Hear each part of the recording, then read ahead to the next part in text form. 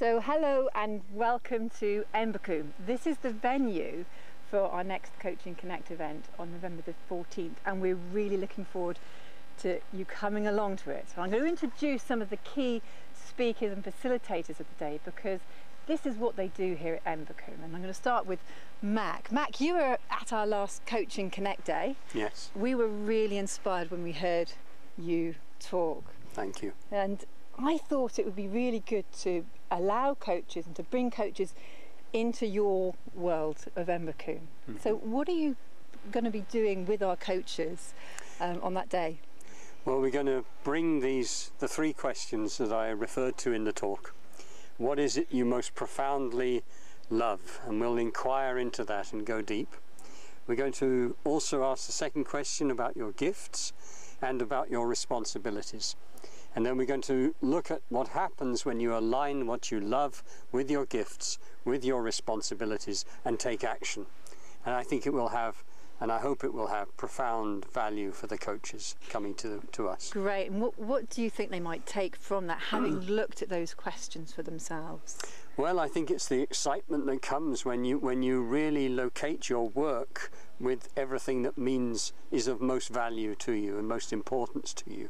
And I think along with that excitement comes a sense of peacefulness as well, because you can relax. You are the person that you are, and all of your work with those that you work with is helping them be who they are, and all of that is I think a wonderful and a good feeling. Wow, it sounds really exciting, and I'm going to move to Canada, who works here at Embercombe as well. And Canada, I mean, we're really keen for these coaches to look at vision and purpose. And what do you hope they will get from the day as they look at themselves in that way?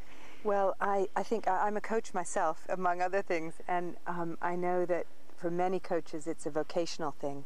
You know, their coaches are already doing their work because they really believe and want to make a difference in the world. So I'm very excited about having this particular group of people here because they're already on it.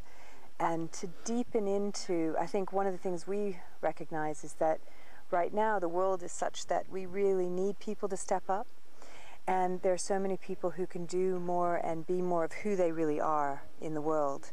And I think coaches are those people who can influence so many others. So it's like, what I hope is that they will take away a handful of seeds that are really potent, and they will be like broadcasting them out.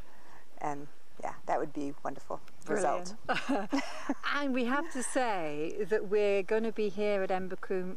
Part of the experience is going to be outdoors as well. So just to bring appropriate clothing, footwear, and be prepared to get your hands dirty? Yes, we really, this will be a day of experiencing and doing processes that are working on the land, being in this incredibly beautiful valley. And so, yes, wear wellies, bring, you know, good warm clothing and rain gear and things that, and get out into the woods, the land, the orchards, the gardens, yeah. Sounds great. And finally, let me speak to Jonathan, because Jonathan, you're not a coach, no, but you're from the world of advertising. I am. And you're here, or will be here on the 14th to really explain a bit about your story and having a real crunch when you realised that your values were out of alignment. So in a nutshell, don't give too much away because you'll be speaking on the day, but tell us your story. Yeah, I worked in advertising for 15 years. And I had some questions about my role and purpose. So I came to understand that, for example, working in advertising was getting people to buy more stuff, and I started to feel pretty uncomfortable about that. I then did a master's in sustainability and really came to understand that my values were sort of provided to me externally. Society tells me that I should be an individual and I should be successful and have status. And in doing the masters and kind of going deep, I lived in the wood, I lived with the Maori community. I really got a sense of who I was and what was important to me, and sort of saw the conflict that existed between what society I felt and my job required me to be and what I should value, and then what my inner self and my inner voice told me what I valued and the conflict therein. So now my work has moved out of advertising into something that feels much more purposeful and meaningful.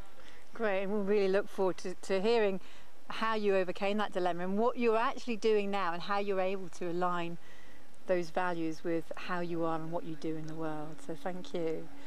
So if you want to come along on the 14th of November, we'd love to see you. Bring along your wellies, make sure you realise you're going to go inside, look at your vision and purpose, and come and really immerse yourself in the day.